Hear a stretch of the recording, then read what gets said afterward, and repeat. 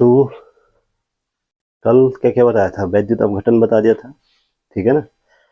आज और फैराडे का वैद्युत अपघटन का पहला नियम भी मैंने आपको कल बता दिया था, बताया था। आज हमारे पास नेक्स्ट आर्टिकल है फैराडे के विद्युत अपघटन संबंधी द्वितीय नियम, फैराडे का द्वितीय नियम, फैराडे सेकंड लॉ।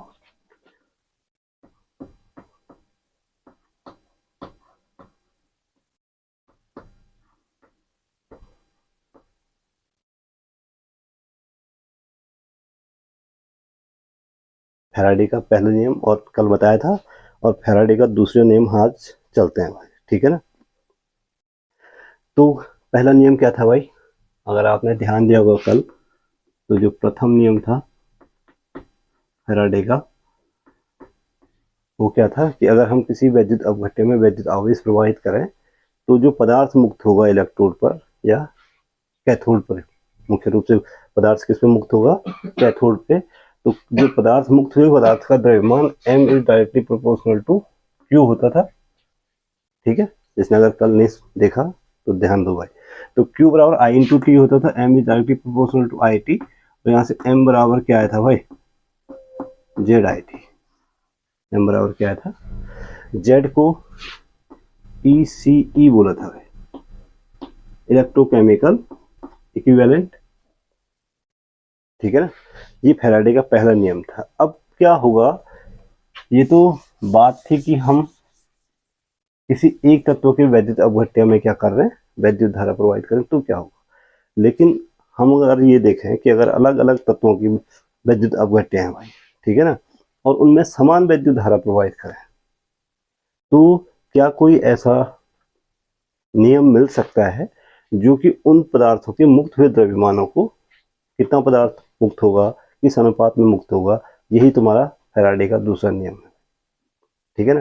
फैराडे का दूसरा नियम बोलता है कि अगर समान वैद्युत धारा समान समय के लिए विभिन्न वैद्युत अपघट्यों में प्रवाहित की जाए, विभिन्न तत्वों के वैद्युत अपघट्यों में प्रवाहित की जाए, तो जो तत्वों की इलेक्ट्रोड पे जो तत्व मुक्त होंगे, उनके द्रव्यमानों का जो अनुपात होगा भाई, वो उनके रासायनिक तुल्यांकों के अनुपात में होगा।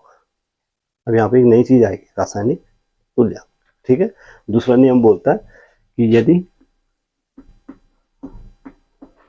समान वैद्युत धारा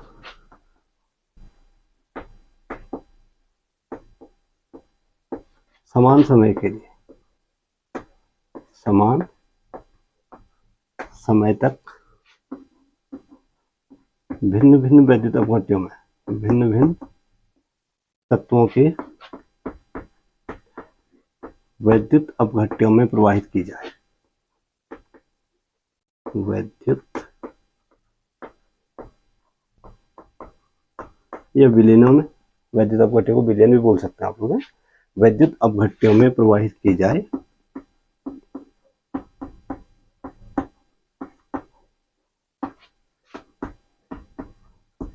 तो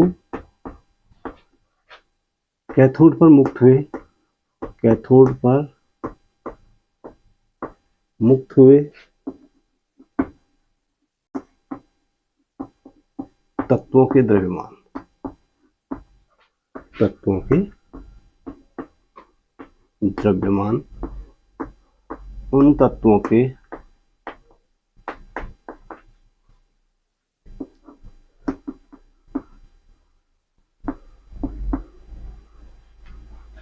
रासायनिक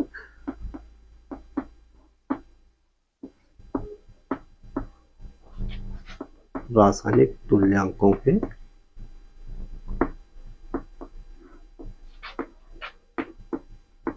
अनुपात में होता है।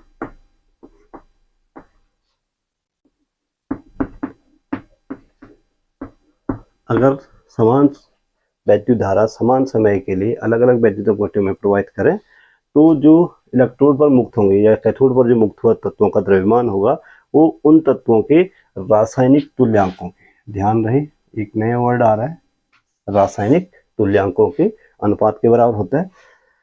और अगर हम क्या करें कि अगर दो तीन वैद्युत अपघट्य लें, सपोज के लिए हम एक क्या लेते हैं, हाइड्रोजन का वैद्युत अपघट्य लेते हैं, एक जो है तांबे का लेते हैं, एक हम चांदी का लेते हैं, ठीक है ना। उनको हम श्रेणी क्रम में जोड़ते हैं। श्रेणी क्रम में जोड़ने का मतलब है कि सब में समान धारा जाएगी और समान समय के लिए जाएगी, ठीक है।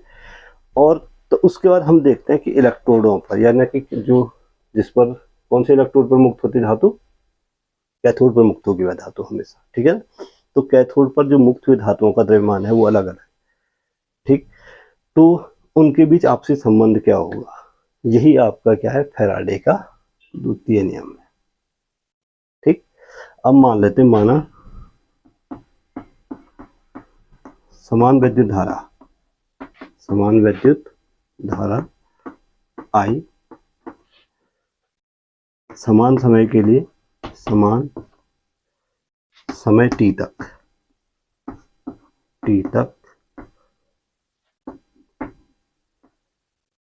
अलग अलग विद्युत अपघट्यों में,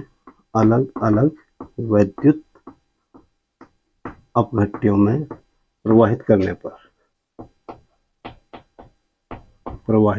पर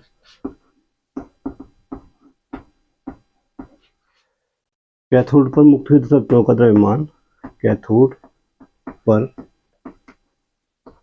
मुक्त तत्वों का द्रव्यमान, कैथोड पर मुक्त हुई तत्वों का द्रव्यमान कितना हुआ है, m1 तथा m2। तो फैराडे का द्वितीय नियम कहता है, फैराडे के द्वितीय नियम से m1 बट्टे m2 बराबर होता है W1 बट्टे W2। m1 बट्टे m2 बराबर क्या होता है, W1 बट्टे W2, जहां W1 तथा W2 क्रमशः तत्वों के, जो तत्व मुक्त हुए भाई हैं, ठीक है, दो तत्व मुक्त हुए हैं जिनका द्रव्यमान m1 और m2 है। तो इन तत्वों का रासायनिक तुल्यांक है भाई, इन तत्वों के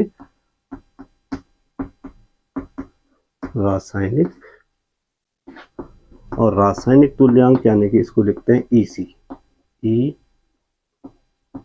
E.C, यानी कि इलेक्ट्रिकल, नहीं सॉरी, CE नहीं बल्कि CE, केमिकल इक्विवेलेंट,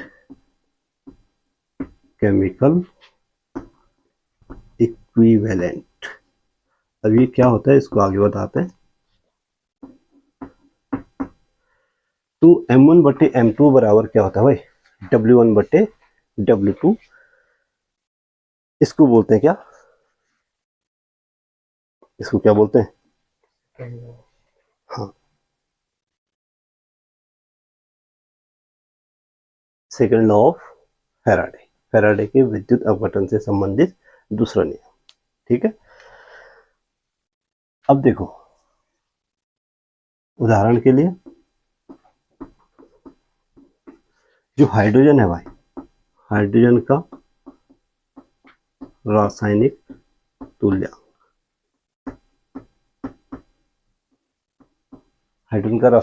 होता है 1.008। कॉपर का रासायनिक तुल्यांक, कॉपर का जो रासायनिक तुल्यांक होगा ये होता है 31.75। और जैसे अगर हम एक और ले लें, चांदी का रासायनिक तुल्यांक होता है 107.9। ये कांस्टेंट होता है, हर तत्व के लिए क्या होंगे, कांस्टेंट होंगे, ठीक है ना। तो अगर हम क्या करें कि हमारे पास 3 वोल्टामीटर है सपोज के लिए, एक वोल्टामीटर, दूसरा वोल्टामीटर और तीसरा वोल्टामीटर, ठीक है। अगर हम इनमें समान धारा, इसमें भी हम कितनी धारा प्रवाहित करें, I धारा कितने समय के लिए, T समय के लिए प्रवाहित करें, ठीक है ना। इसमें भी हम I धारा T समय के लिए प्रवाहित करें, I धारा T समय के लिए प्रवाहित करें, इसमें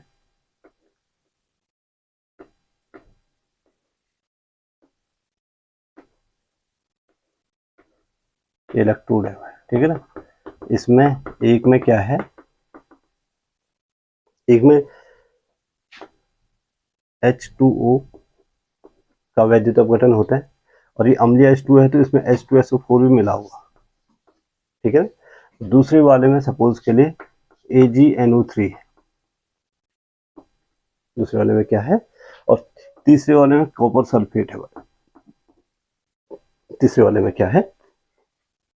तो अगर इसका M1, इसमें जो इलेक्ट्रोड है भाई, ये प्लस वाला है, ये माइनस वाला है, ये प्लस वाला, ये माइनस वाला, ये प्लस वाला, ये माइनस वाला। तो अगर कैथोड पर यहाँ पे जो है क्या मुक्त होगा, यहाँ पे इसमें हाइड्रोजन मुक्त होगा, इस वाले पे मुक्त होगा क्या, चांदी, और इस वाले पे मुक्त होगा क्या, कॉपर, ठीक है ना। और अगर इसका द्रव्यमान मुक्त हुआ, ये M1 है, इसका जो द्रव्यमान मुक्त हुआ ये M2 है, और इसका जो द्रव्यमान मुक्त हुआ वो M3 है भाई, ठीक है। तो M1 अनुपात M2 अनुपात M3, M1 अनुपात M2 अनुपात M3 बराबर हो जाएगा 1.008 अनुपात M2 क्या है, चांदी वाला, 107.9 रेशियो 31.75, इस अनुपात में मुक्त हो गया चांदी, हाइड्रोजन और कॉपर, यानी कि तांबा। किस अनुपात में मुक्त, समान वैद्युत धारा प्रवाहित करेंगे अगर इनके वोल्टमीटर में, तो वो 1.008 रेशियो 107.9 रेशियो 31.75 के अनुपात में मुक्त हो। तो ये है तुम्हारा क्या, फैराडे का द्वितीय नियम। बात समझ में आई कि नहीं आई, आ गई। अब यहाँ पे एक नई चीज आपके पास आई, और वो आई क्या, क्या आया, क्या है भाई, केमिकल इक्विवेलेंट। वैसे केमिस्ट्री का टर्म है, ठीक है ना, लेकिन हम इसको यहाँ पे थोड़ा सा डिस्कस इसलिए करेंगे क्योंकि ये आगे जाके काम आने वाला है, इसके बाद के आर्टिकल में भी ये काम आएगा। अब हम चलते हैं कि केमिकल इक्विवेलेंट क्या है, what is chemical equivalent.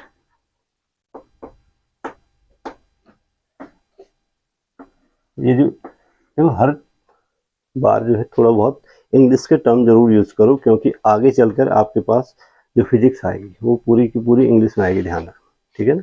BSc level पे या फिर उससे आगे बहुत कम आपको किताबें मिलेंगी हिंदी में, ठीक है ना, और हिंदी में मिलेंगी भी तो पढ़ाने वाले मैक्सिमम क्या मिलेंगे, इंग्लिश में। तो केमिकल इक्विवेलेंट यानी कि रासायनिक तुल्यांक। अब क्या होता है रासायनिक तुल्यांक, इसके पास सिंपल सी परिभाषा है कि कोई किसी भी तत्व का जो रासायनिक तुल्यांक है, किसी भी तत्व का रासायनिक तुल्यांक उस तत्व का वह भार है जो कि हाइड्रोजन के एकांक भार से संयोग करता है। परिभाषा सिंपल सी है कि किसी तत्व का रासायनिक तुल्यांक, रासायनिक तुल्यांक उस तत्व का वह भार है, उस तत्व का वह भार, और इसको हम W लिखते हैं भाई, ठीक है ना, वह भार है जो कि हाइड्रोजन के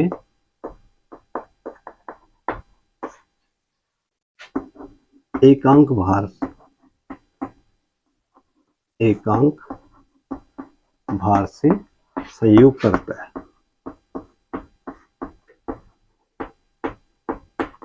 या उसे प्रतिस्थापित करता है, ये भी कह सकते हैं, या उसे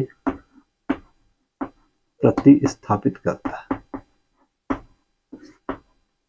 उसके विलयन में से उसको क्या करता है, प्रतिस्थापित, हाइड्रोजन के एकांक भार से संयोग करता है या उसको प्रतिस्थापित करता है, इसको बोलते हैं क्या।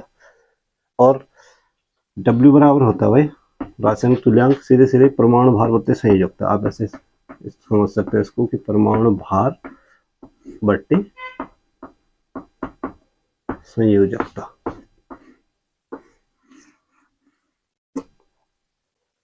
रासायनिक तुल्यांक होता है परमाणु भार बट्टे संयोजकता। ठीक है ना। अब देखो, जैसे उदाहरण के लिए, जैसे मैं कॉपर का उदाहरण लेता हूँ। कॉपर का परमाणु भार, कॉपर का जो परमाणु भार होता है कितना होता है भाई? कॉपर, तांबे का परमाणु भार कितना होता है? नहीं मालूम? ये होता है 63.5। कॉपर का परमाणु भार कितना होता है? और कॉपर की जो संयोजकता होती है भाई, कॉपर की जो संयोजकता है वो कितनी होती है? वैकेंसी कितनी होती है कॉपर की? कौन से क्लास, कौन से ग्रुप में है कॉपर? सेकंड बी में है, ठीक है। तो सेकंड का उसकी संयोजकता भी 2 होगी, तो इसलिए कॉपर का जो केमिकल इक्विवेलेंट है भाई, इसलिए कॉपर का, कॉपर यानी कि Cu लिख देता हूँ भाई, कॉपर है तांबा, ठीक है। कॉपर का रासायनिक तुल्यांक, रासायनिक तुल्यांक बराबर हो जाएगा 63.5 बाई 2, यानी कि कॉपर के लिए W बराबर हो जाएगा 31.75 आ रहा है भाई, भाग देंगे 31.75। तो कॉपर का 1 किलोग्राम तुल्यांक, कहने का मतलब है कॉपर का 1 किलोग्राम तुल्यांक का मतलब है 31.75 किलोग्राम। परमाणु भार से मतलब नहीं है, परमाणु भार बटे संयोजकता से मतलब है, ध्यान रहे। अगर जहां पे भी होगा कि कॉपर का 1 किलोग्राम तुल्यांक ले रहे हैं, ध्यान से सुनो, तो उसका मतलब है कॉपर का इतना किलोग्राम के इक्विवेलेंट होगा, बराबर होगा, ठीक है ना। दूसरा उदाहरण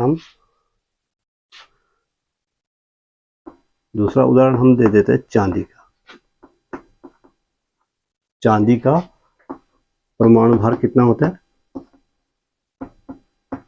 चांदी का परमाणु भार होता है 107.9, 107 ठीक है ना। और चांदी की संयोजकता, चांदी की जो संयोजकता होती है कितनी होती है चांदी की संयोजकता? संयोजकता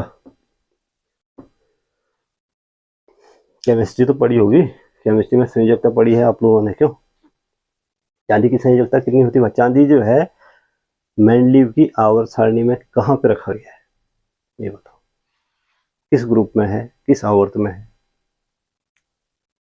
तो आवर्त सारणी यहाँ भी काम आएगी, ऐसा नहीं कि केमिस्ट्री में ही काम आ, जो केमिस्ट्री है वो खाली केमिस्ट्री में ही काम आएगा, ऐसा नहीं, ठीक है। आवर्त सारणी यहाँ भी काम आ रही, नहीं आ रही? तो जो पहले ग्रुप का तत्व है, चांदी किस ग्रुप का तत्व है? पहले ग्रुप का तत्व है, तो इसकी जो संयोजकता है वो है 1। कितनी है? तो इसलिए चांदी का रासायनिक तुल्यांक, रासायनिक, अगर चांदी के लिए हम रासायनिक तुल्यांक लें तो W बराबर हो जाएगा 107.9 डिवाइडेड बाई 1। तो चांदी के लिए 107.9 ही आता है। अगर कहीं पे बोला जाए कि चांदी का 1 किलोग्राम तुल्यांक, चांदी का 1 किलोग्राम तुल्यांक, तो इसका मतलब है 107.9 किलोग्राम चांदी। ऐसे आप और तत्वों के ले सकते हैं। हाइड्रोजन के लिए कितना होगा? हाइड्रोजन का परमाणु भार होता है 1.008 और हाइड्रोजन की संयोजकता कितनी होती है? 1। तो हाइड्रोजन के लिए हो जाएगा, हाइड्रोजन का 1 किलोग्राम तुल्यांक का मतलब हो जाएगा 1.008 किलोग्राम। तो रासायनिक तुल्यांक है, बात समझ में आ गई? रासायनिक तुल्यांक क्या होता है? सिंपली ये समझो कि रासायनिक तुल्यांक बराबर परमाणु भार बट्टे संयोजकता। क्लियर? परमाणु भार बट्टे संयोजकता से निकालना है। आगे बात समझ में? आगे बढ़ो, मिटाओ इसको, नोट कर लिया। अब हम एक और कांस्टेंट में चलते हैं भाई। हमारे पास एक फैराडे नियतांक आता है बीच में चलते चलते, और ध्यान दो, हर जैसे जैसे आप चैप्टर आगे बढ़ाते जाओगे, ठीक है ना, चैप्टर्स जितने आगे बढ़ेंगे आपको नई नई भौतिक राशियां सीखने को मिलेंगे, ठीक है ना। अब हमारे पास आता है रासायनिक तुल्यांक तथा वैद्युत रासायनिक तुल्यांक में संबंध। रासायनिक तुल्यांक,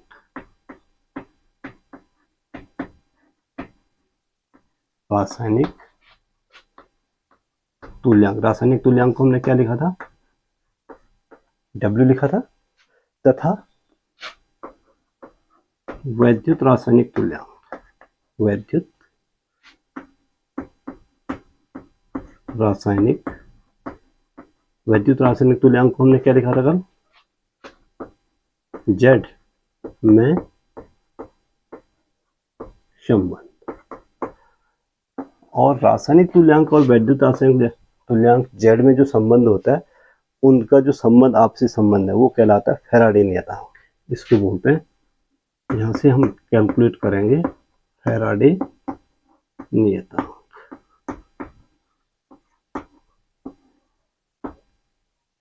फैराडे का नियतांक, ठीक है भाई। अगर दो वोल्टामीटर लें भाई, अगर हम दो क्या लें और उनको श्रेणी क्रम में जोड़ दें, अब यह आप यूँ कहें कि उनमें समान धारा समान समय के लिए प्रोवाइड करें, ठीक है। तो कैथोड पर अगर मुक्त हुए पदार्थों के द्रव्यमान M1 और M2 हो, तो M बराबर क्या होता है भाई, ZIT। कल बताया था, फैराडे का पहला नियम बोलता है M बराबर ZIT होता है। तो M2 बराबर कितना हो जाएगा, Z2IT, Z2। तो वहां से हम M1 बटे M2 निकाल सकते हैं। क्या निकालेंगे, और M1 बटे M2 ही क्यों निकालेंगे, क्योंकि अभी आपने कहा फैराडे का द्वितीय नियम बोलता है M1 बटे M2 बराबर W1 बटे W2। तो पहले नियम से भी हम M1 बटे M2 निकालेंगे, फिर दोनों की तुलना करेंगे, ठीक है। और फिर वहां से W और Z के बीच एक संबंध को स्थापित करेंगे, उस संबंध को बोलेंगे फैराडे नियतांक। बात समझ में आ गई। तो मान लेते हैं, माना I एम्पीयर की धारा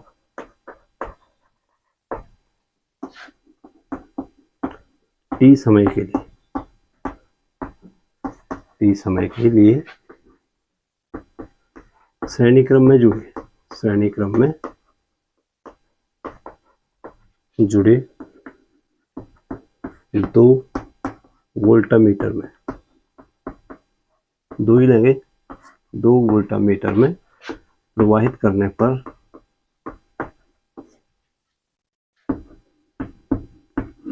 दो वोल्टामीटर में प्रवाहित करने पर कैथोड पर मुक्त हुए तत्वों के द्रव्यमान, कैथोड पर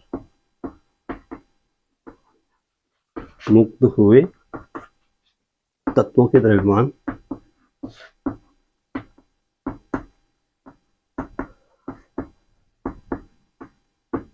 क्रमशः M1 तथा M2। तो फैराडे के प्रथम नियम से, फैराडे के प्रथम नियम से, फैराडे का पहला नियम बोलता है M1 बराबर, M बराबर ZIT, M1 बराबर हो जाएगा Z1IT और M2 बराबर हो जाएगा Z2IT। M बराबर Z1IT और M2 बराबर क्या हो गया, Z2IT, जहां Z1 तथा Z2 तत्वों के क्या है भाई, तत्वों के विद्युत रासायनिक तुल्यांक,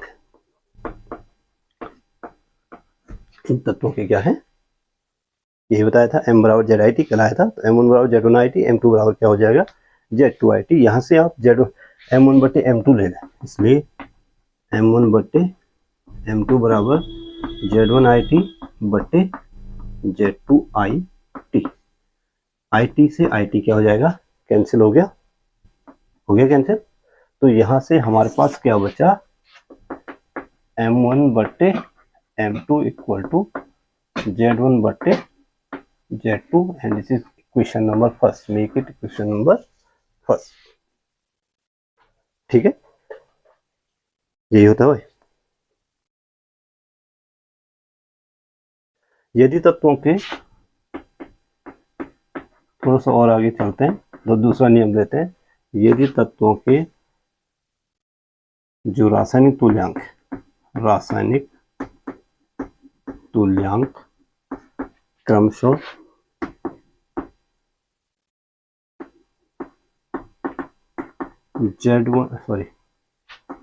W1 तथा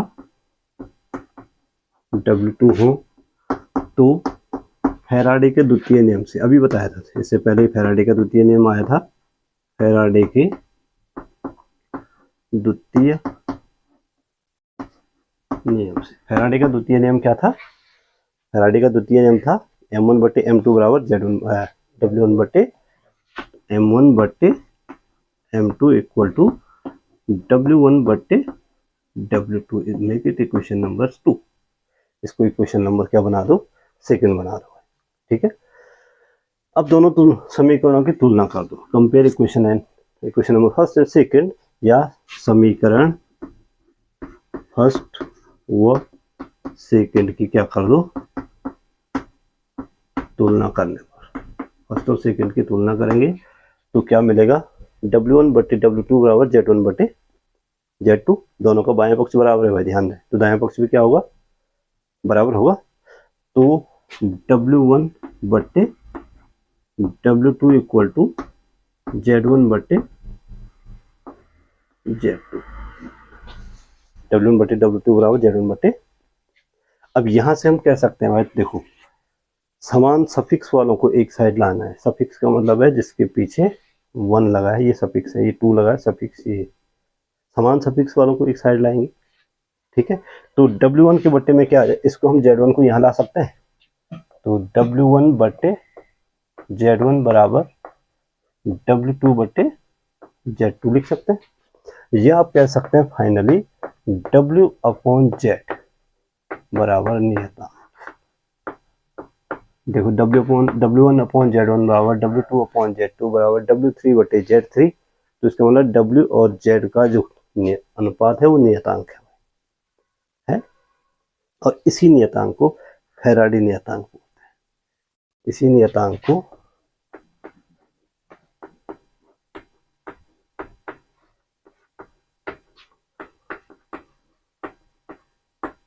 फैराडे नियतांक, और फैराडे नियतांक को कैपिटल F लिखते हैं भाई। तो capital F equal to W upon Z। Capital F equal to W upon Z।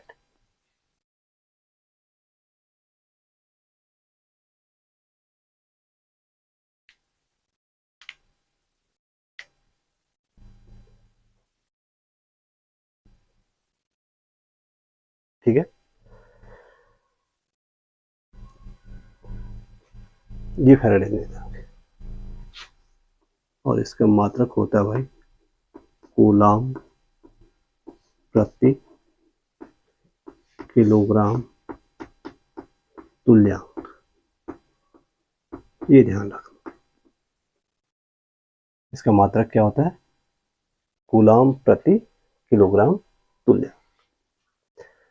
तो कहने का मतलब यह है कि किसी भी तत्व के रासायनिक तुल्यांक और वैद्युत रासायनिक तुल्यांक का अनुपात सदैव क्या होता है? एक नियतांक होता है।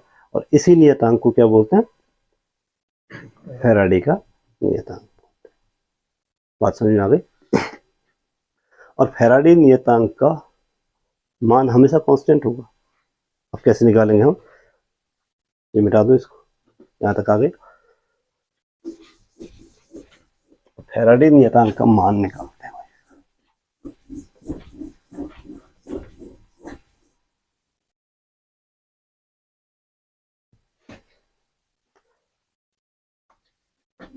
एफ का मान, एफ का, अब हम अलग अलग तत्वों के लिए एफ का मान निकालेंगे और साथ में ये तय करेंगे कि वाकई इसका मान इतना ही होता है या नहीं होता है। ठीक है ना? तो एफ का मान सपोज के लिए चांदी के लिए लेते हैं। और हम किसके लिए लेते हैं? चांदी की 1 किलोग्राम तुल्यांक के लिए।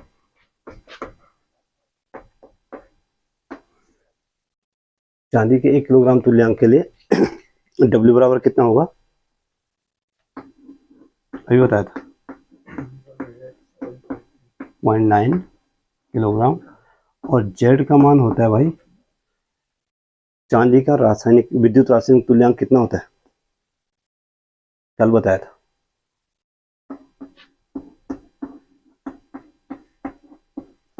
1.118 इंटू 10 की पावर -6। मात्रा क्या था इसका,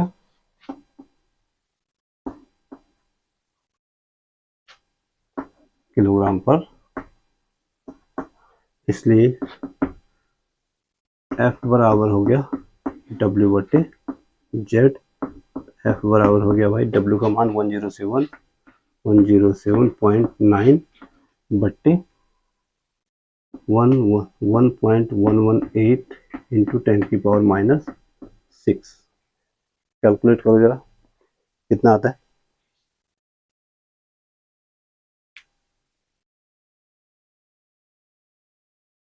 कैलकुलेट करो फटाफट। क्योंकि कांस्टेंट है तो इसका मान भी कांस्टेंट होता है भाई, ठीक है। तो ये आता है 9.65 इंटू 10 की पावर 7। इसका मान आता है 9.65 इंटू 10 की पावर 7। मात्रक मैंने अभी आपको बताया था, कूलाम प्रति किलोग्राम तुल्यांक, ये कांस्टेंट है। अब आप किसी और से भी चेक करोगे, किसी और तत्व के लिए भी चेक करोगे तो ये हमेशा क्या आएगा, कांस्टेंट आएगा। अगर हम चांदी के लिए लेते हैं, तो चांदी के लिए ले चुके हैं, अगर हम कॉपर के लिए लें तो कॉपर के लिए W बराबर कितना बताया था, 31.75 बताया था, 31 W बराबर 31.75 ये बताया था। और Z का मान अलग होता है हर तत्व के लिए, जो विद्युत रासायनिक तुल्यांक का मान वो अलग होगा और रासायनिक तुल्यांक का मान अलग अलग होगा, है ठीक है। लेकिन उनका अनुपात हमेशा क्या होगा, समान होगा, ये ध्यान रखना। और चांदी के लिए, जो कॉपर के लिए इसका मान है 0.329 0.329 इंटू 10 की पावर कितनी होती है इसमें, 10 की पावर -6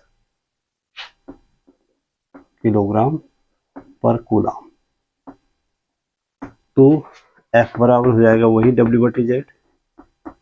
F इक्वल टू हो जाएगा 31.75 डिवाइडेड बाई 0.329 इंटू 10 की पावर -6।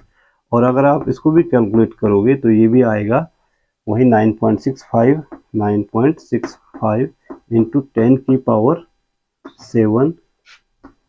मात्रक सेम आएगा, कूलाम प्रति किलोग्राम तुल्यांक।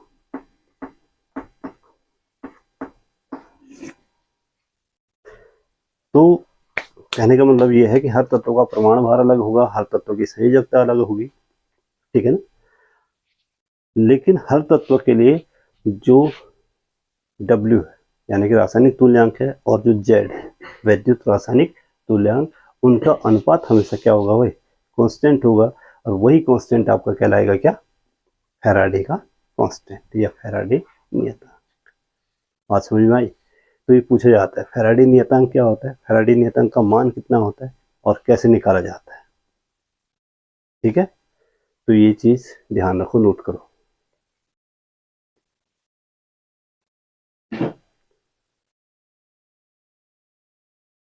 हो गया, क्लास एंड कर दूं आज की, ठीक है।